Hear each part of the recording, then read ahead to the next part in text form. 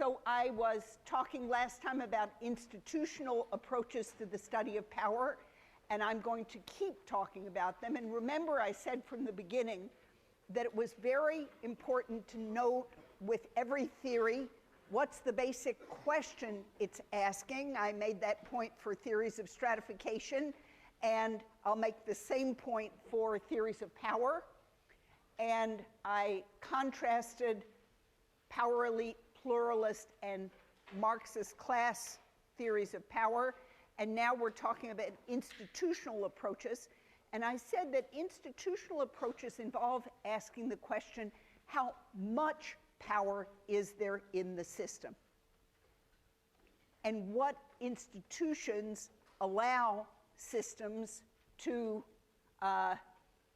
get more done versus get less done? Now, this is an especially important, in my view, neglected and difficult approach.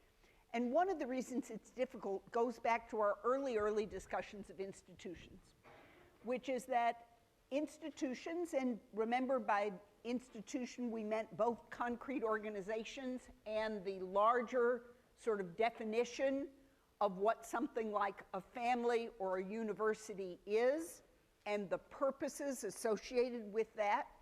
Well, you can think of governments also as being institutions in this sense. There is a general definition of what government should be doing. So I was reading this morning about a horrible renewal of civil war in the Congo. I don't know if you've been paying attention to the news at all, but as has happened several times in the past with horrendous millions of people killed. These are just human tragedies on a scale you can hardly comprehend. Rape, displacement, starvation, disease, murder on an enormous scale.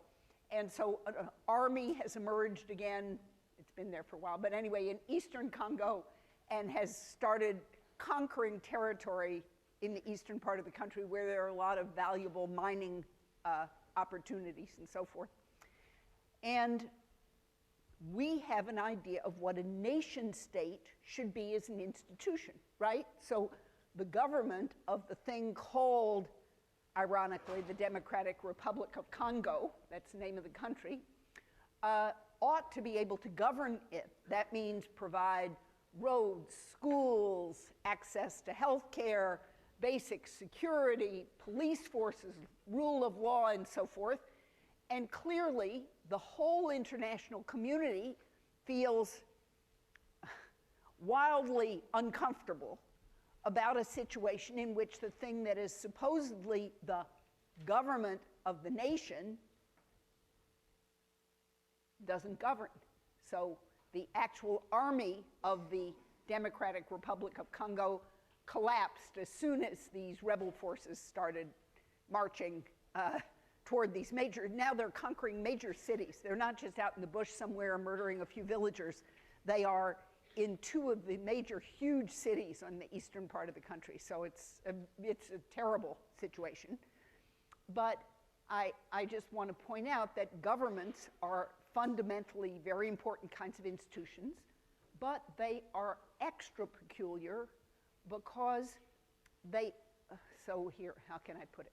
We treat the institutions of government, of any particular state, as if they were permanent structures. We do this with all institutions, marriage, the family, so on and so forth, and yet they also can be constantly changed.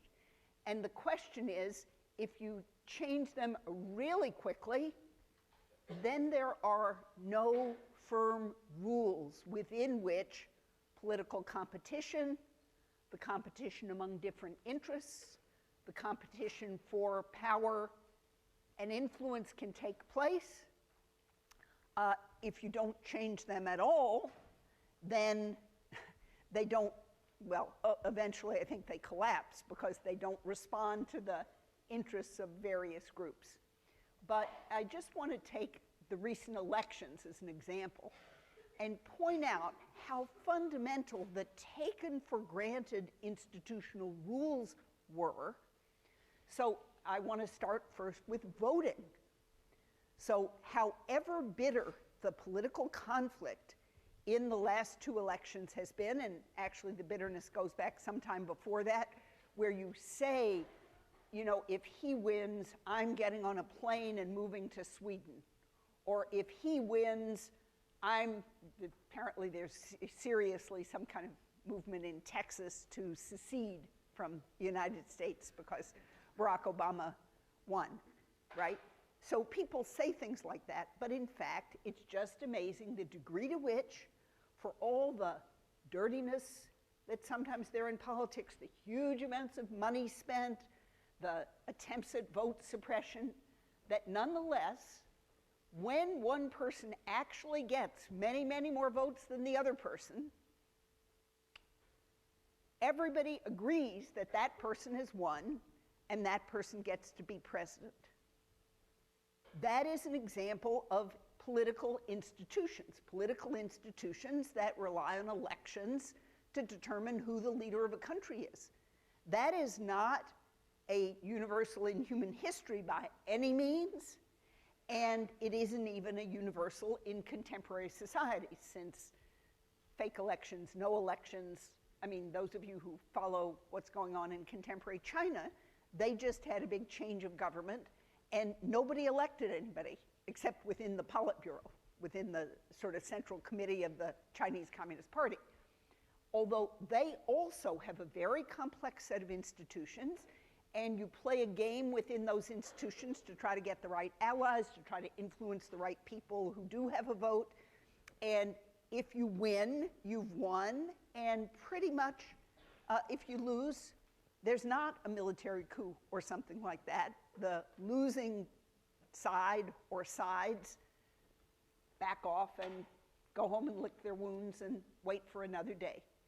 So there are political institutions in that sense. And then I'm going to talk a little more today about something that was very important in last week's reading about winner-take-all politics, which is the way American political institutions right now have led to or permitted, it's not clear, a situation of increasingly dysfunctional polarization in Congress.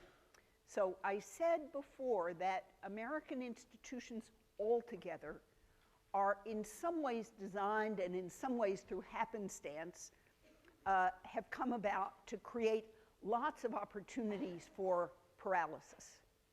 So the fact that there are many different jurisdictions in the United States with state, local, federal, but also with many, many, many regulatory bodies like zoning boards. And in the city of Berkeley, you basically cannot build anything without getting your building project through the landmarks and historic preservation committees of the city council, and those committees were extremely hostile to basically changing anything.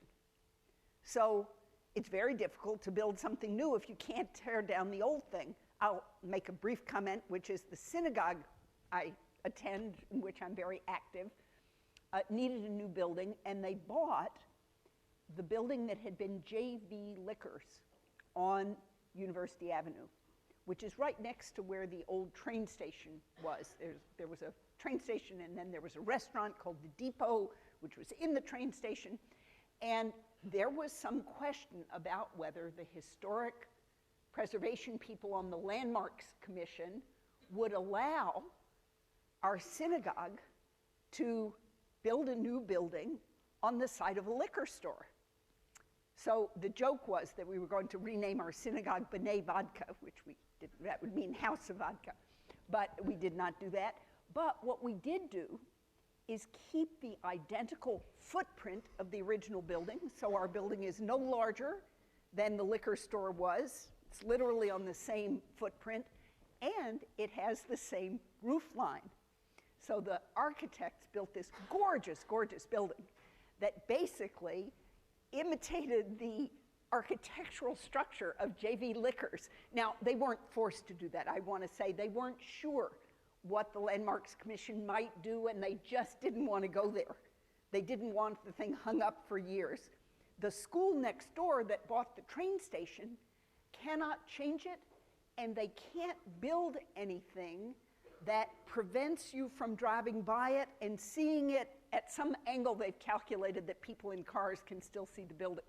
So if you drive by that, if you happen to drive down University Avenue, you will see what is an extremely funny looking outcome. There is our quite, if I might say, elegant, beautiful building.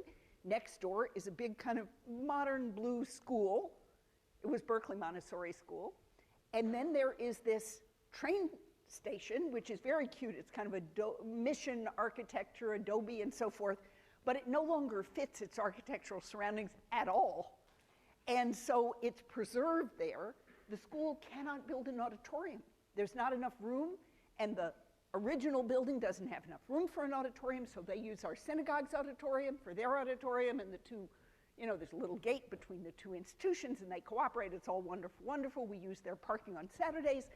But you can just see that getting something done in the city of Berkeley is an extraordinarily, even if you're private economy, you raise the money, you want to build a building, you want to build more, you have got to navigate an extraordinarily complex political landscape.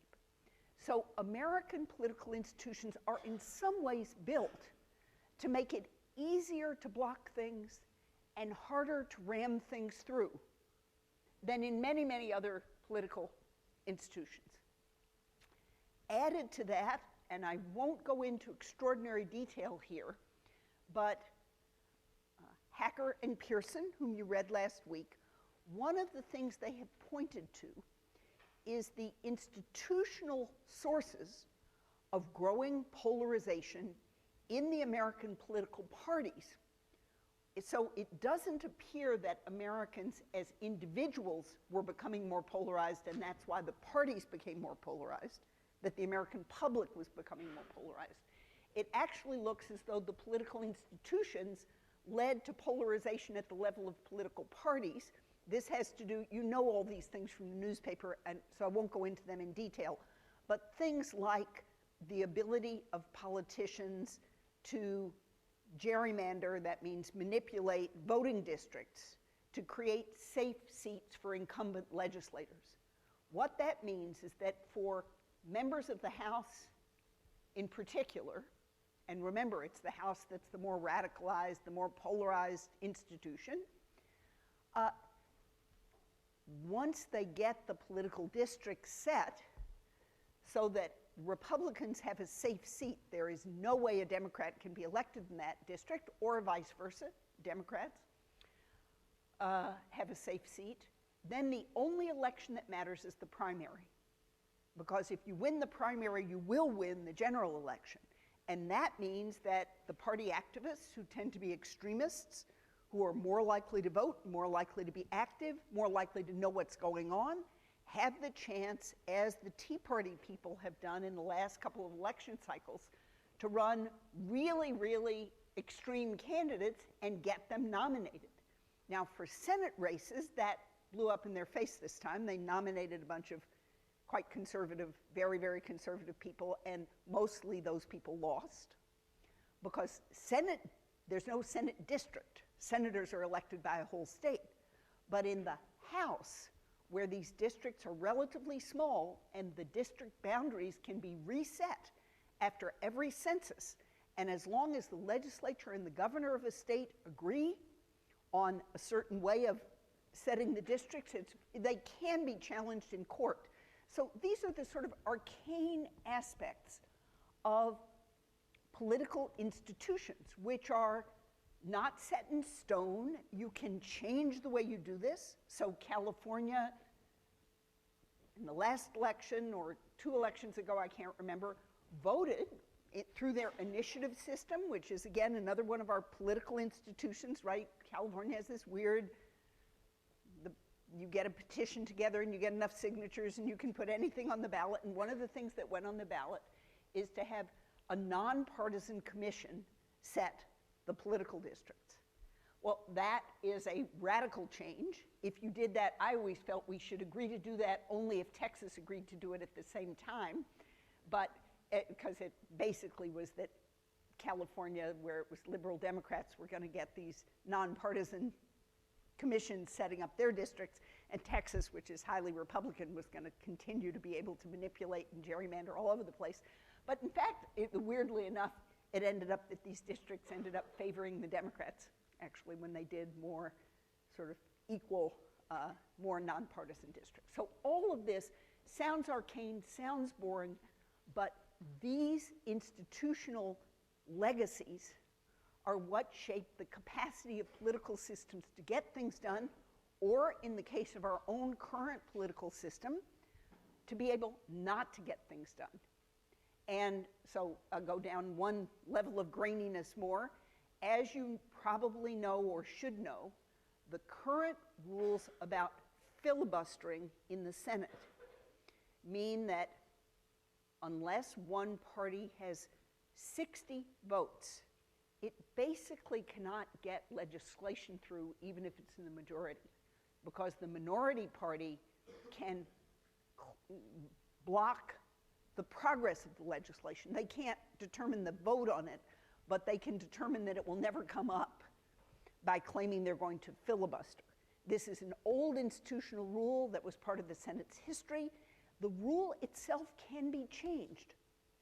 So there is actually, I read about this in Sunday's New York Times, there is yet again a proposal to radically transform the Senate by basically creating a procedure in which if you get 51 votes, you can get your legislation forwarded. The Democrats would benefit from this right now since they have a majority in the Senate, but this is the way institutions work. They are very aware that if they change the underlying rules of the game, that's what institutions are. They're something like codified rules of the game that no one dares change right now. Sometimes that no one's thought about changing. That's true for some institutions, but often that no one, it's not that they haven't thought about it, it's that they don't dare, because they may know that down the road somewhere, they'll be in the minority, and they'll be desperate to be able to use their 47 votes or their 45 votes or their 41 votes to block legislation they really hate. So this is the way political institutions have powerful effects on outcomes. They determine, in some sense, what capacities a political system has. Okay, now, I talked about Parsons' work on the concept of political power and his insight that political systems vary not just in how they divide up the goodies among different groups, which is the usual way we think about power, A's power over B, as a zero-sum game in which if one person wins, the other person necessarily loses by definition. And Parsons instead focused attention on how much capacity a political system had, how much capacity it had to govern, how much capacity it had to get things done. So the irony, if I go back to the Congo, is that even if this rebel army wins in the Congo, it also will not be able to govern effectively because there really aren't a set of political institutions there that work. So being able to overthrow the current head of state and chase him away or kill him, that'd be more likely, and dissolve whatever legislature there is. Okay, you think, wow, we won. We created, maybe even let's imagine, I hope they don't do this, but let's imagine that they murdered the entire set of cronies of the current government, so the ruling group, whoever they are. They just get rid of them all. They're none. And let's even imagine all their family members, so they're really not there anymore. What would they have once they won? And the answer is pretty much chaos. Because where there isn't a set of functioning political institutions, overthrowing them doesn't really get you much. Now, what it might get, and that may be what they're hoping for, is some kind of international aid funds. And that is one of the sources that anything that claims to be a government gets to, there's, you know, the sluice gates open, aid flows in, it's a desperate situation, and they can cream off 5%, 10%, 20%, 80%, depends on what the international community will tolerate. Okay, so that's the basic point about political institutions. Now, I next want to talk about the work of Samuel Huntington briefly, and here I have to jump around in slides. Okay, if you want to understand how political institutions work, you basically have to understand things comparatively and historically. That is, you have to ask, how would things be different if you had a different set of political institutions? So my first point was about American political institutions and the current, what Hacker and Pearson call asymmetric polarization. And what they mean by that, actually, is that the Republicans have actually become much more extreme than the Democrats. And there are all sorts of measures of this in terms of the kind of legislation they sponsor, in terms of the distance between legislators and public opinion, and so forth. But you can think of this as having to do with the whole set of capacities that American political parties, local leaders in political systems, strong political machines like the Daley machine in Chicago, which overcomes some of this fragmentation, how much do they get done? And I pointed out in the last lecture that political parties and strong political actors in the US who manage to get lots of control. So even if the formal institutions are all separate, you need the zoning board and the, again, I use the example of the Giants ballpark, and you need Caltrain, and you need this, and you need that. If you have really strong political figures who have, over time, collected a lot of favors, and a lot of people owe them, and often those people are party politicians who use the political party to accumulate power, they then have the ability to call in those chits and get things done.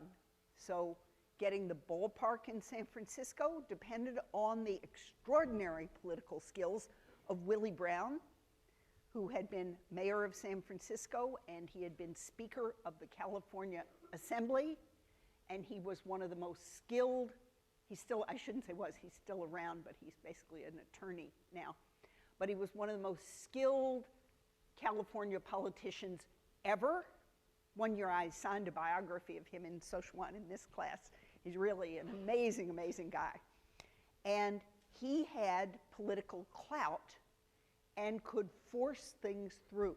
So political institutions are partly places where power accumulates and can be used, and in principle can be used to generate more power. So the political institutions in Congo don't work, and so they can't be used to accumulate more power than you have in the barrel of your guns right now. And you can get done things that your soldiers can do, but these armies in the Congo can't even keep, they're not institutionalized enough to keep their own soldiers from looting, raping, murdering at random, pillaging.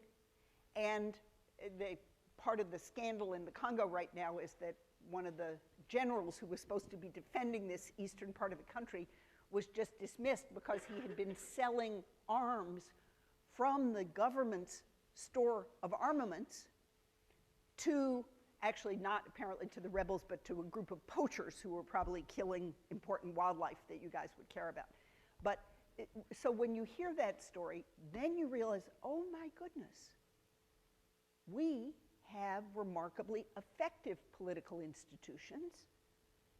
Nobody in our army would be selling off major supplies of weapons for private gain, not because they wouldn't want to or be tempted to, although that cultural assumption kind of gets built in. If you live within a set of institutions, you take for granted a certain level of honesty.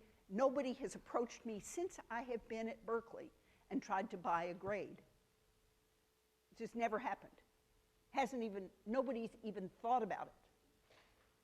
Whereas I bet in countries that some of you come from, that would not be unthinkable at all and might even happen. But you are used to a certain set of institutions that enforce obligations on people. So you might not like what happens. You might not like decisions the government makes. You might not like what the Army does or what the CIA does or something. But it's amazing the degree to which these are effective political institutions. Okay, then I want to go to this guy, Samuel Huntington. Now, he has a very bad reputation. If you've ever heard of him, you've heard about a book he wrote in his dotage, in his very old age, that basically said, oh, the modern world there's a clash of civilizations, and basically Islam threatens all the values we wonderful Westerners care about. So he really got a horrible reputation from that. But he was one of the most important political scientists of the second half of the 20th century. And I think the real value of his work still has not been completely exploited. He was the inspiration for a bunch of people who write now, Francis Fukuyama and a bunch of these, well-known, I don't know what you call them, theorists, commentators, and so forth. But I want to point to what was incredibly important about his work, which is he looked at economic development in the third world. And he made the point that you couldn't get effective economic development without what he called political development first or at the same time.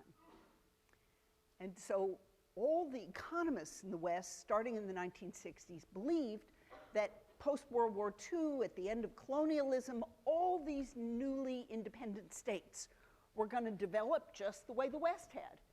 And everything was going to be great. And there was something called an Alliance for Progress in Latin America, and there were foreign aid projects all over Africa and all over many parts of Asia. And then, guess what? It just didn't happen in most of these places. And it did happen in a few places. Taiwan, Hong Kong, the Asian tigers. Why? The basic reason, and Huntington saw this early on, is that those places had effective, sometimes by our lights, excessively centralized. That is, if you take Korea, there was a period of just one dictatorship after another. But these were places that were effectively governed.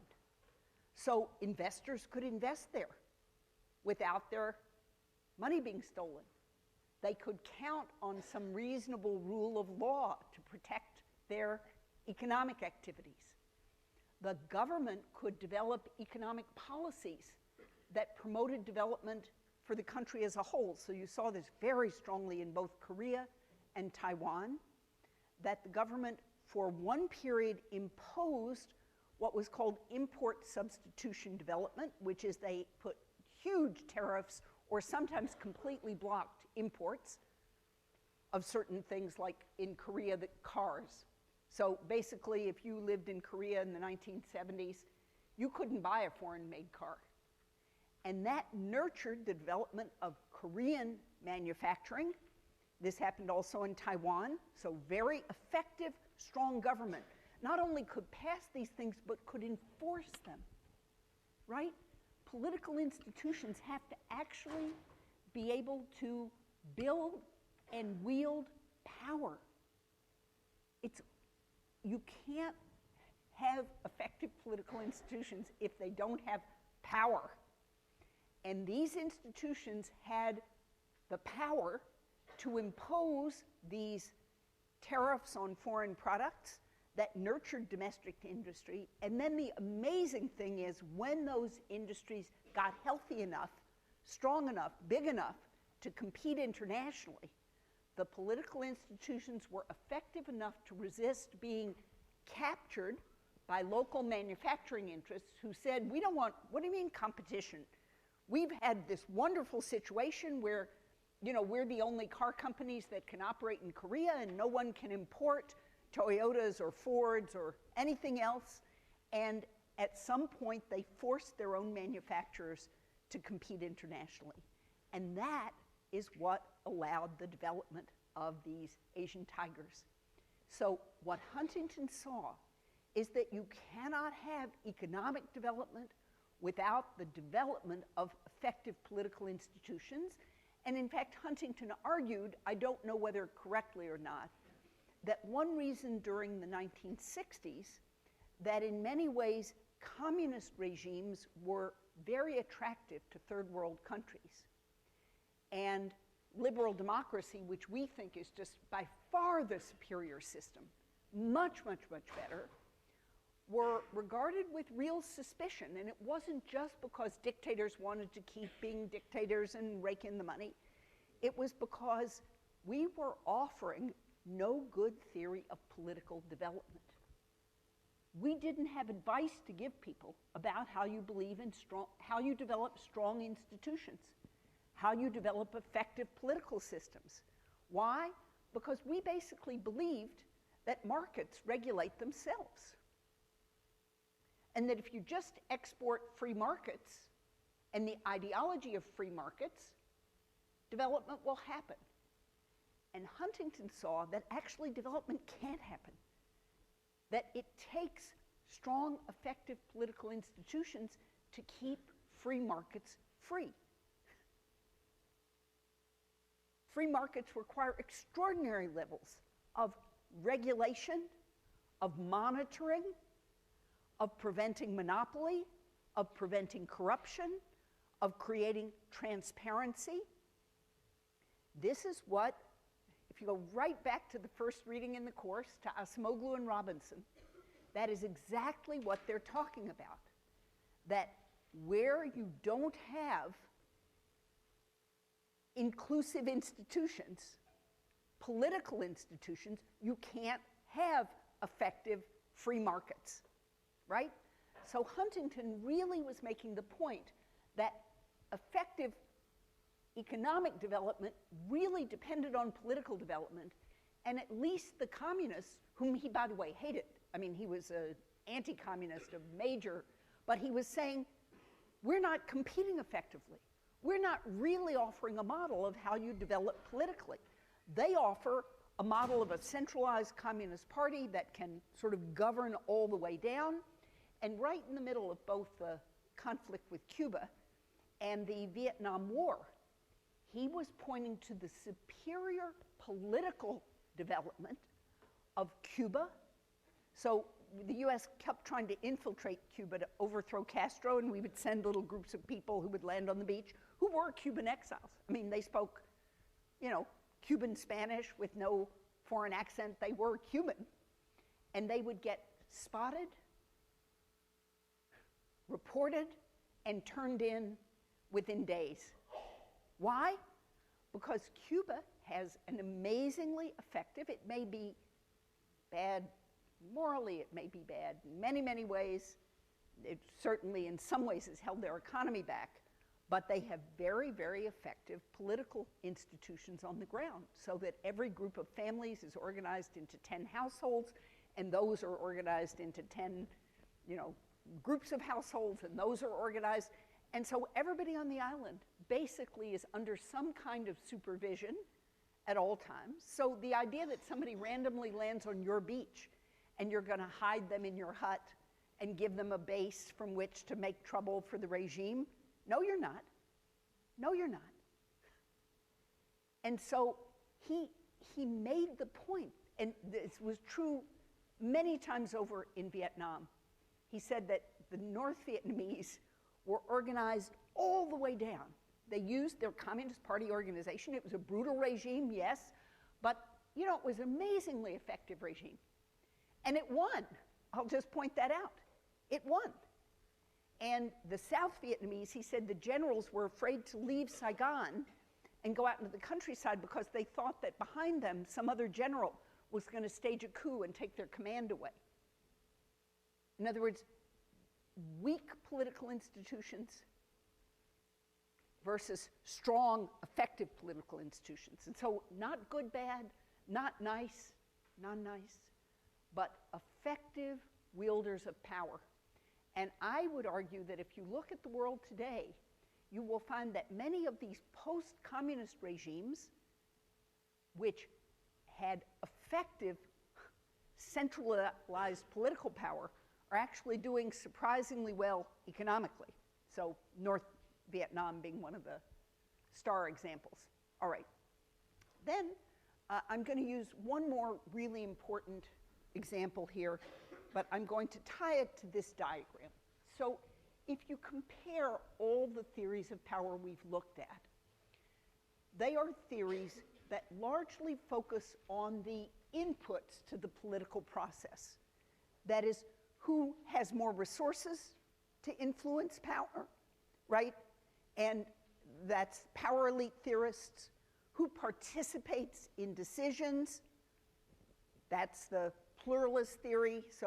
And pluralist theory focuses on a bunch of really important things, like who can get organized to pursue their interests, what groups can mobilize, what's their capacity for organizing, the whole study of social movements. How did we get a civil rights movement with effective leadership that could sort of break down the barriers that were keeping African Americans out of the American political system?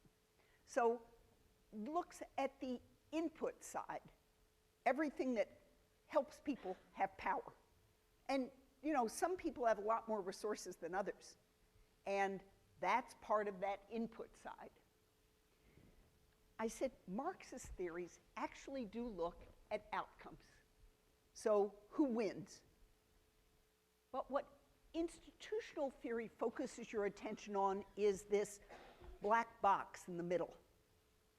And it says the kind of institutions you have determine how the inputs will be transformed into outcomes.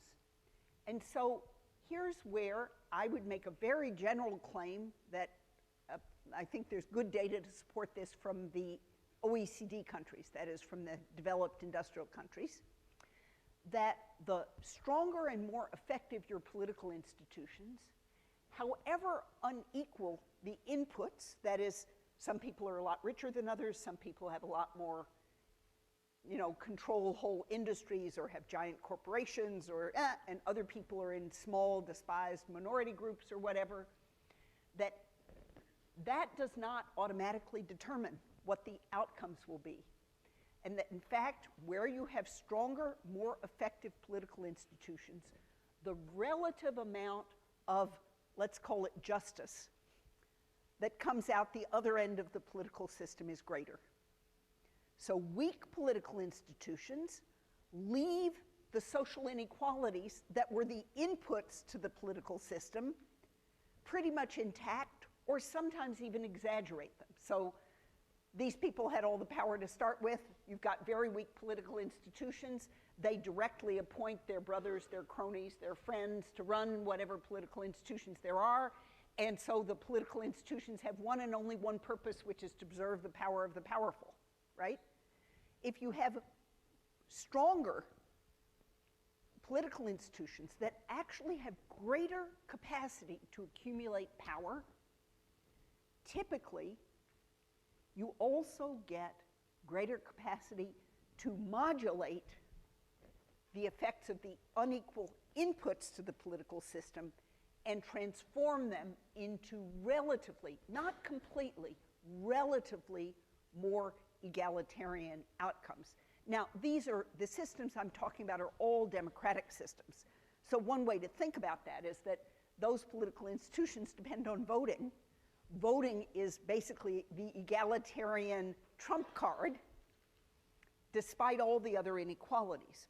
Okay, now I want to go to this theta-Scotch-Pole argument, I guess, here, and see if I can get it in before the break, because it is a really fascinating, really important example of institutional thinking.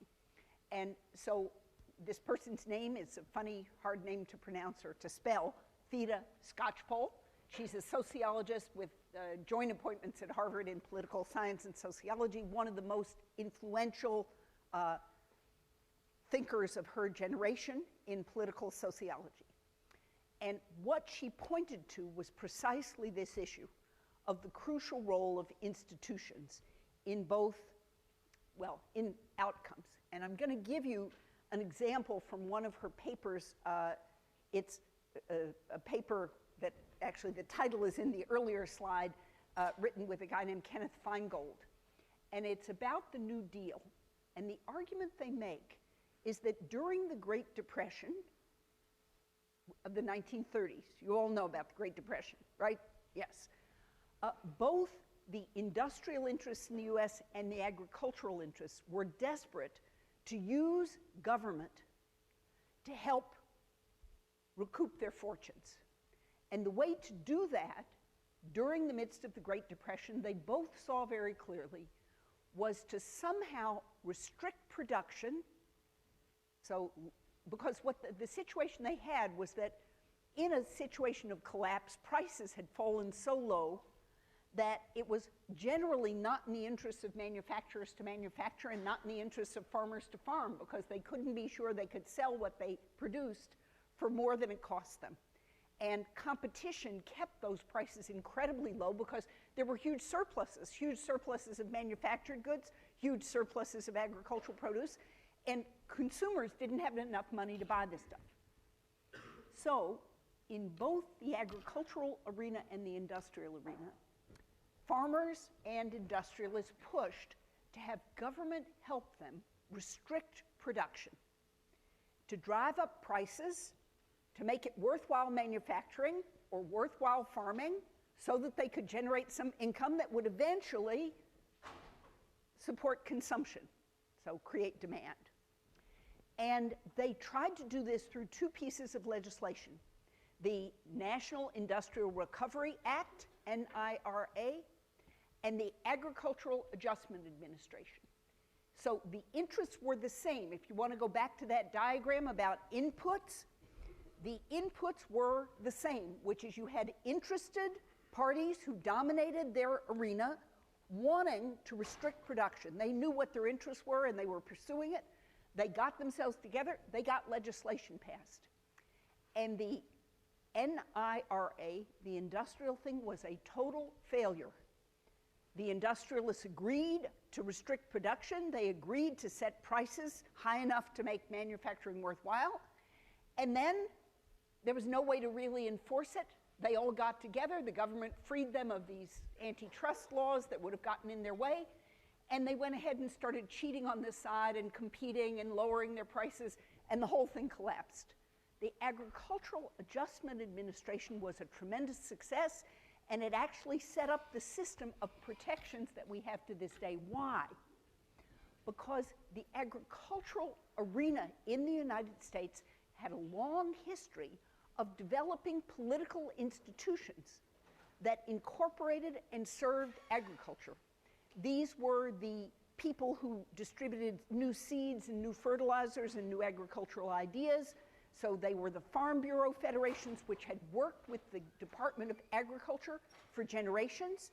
They were the land-grant colleges like UC Davis and Berkeley that had done research for farmers and that knew what was planted on every acre of crops in the every acre of land, farmland in the United States. And so you could do agricultural planning in America. And they did do it. And they offered people subsidies for producing less, and people produced less. There was no equivalent in the industrial arena. You can't do industrial planning in the US. There are no institutions that allow industrial planning. Industrialists have fought for generations to make sure no one could plan. No one knows what's produced by every industry. You could no more develop a general industrial plan for the US than you could fly to the moon. So institutions made the difference in whether these interested parties were able to get the outcomes they wanted.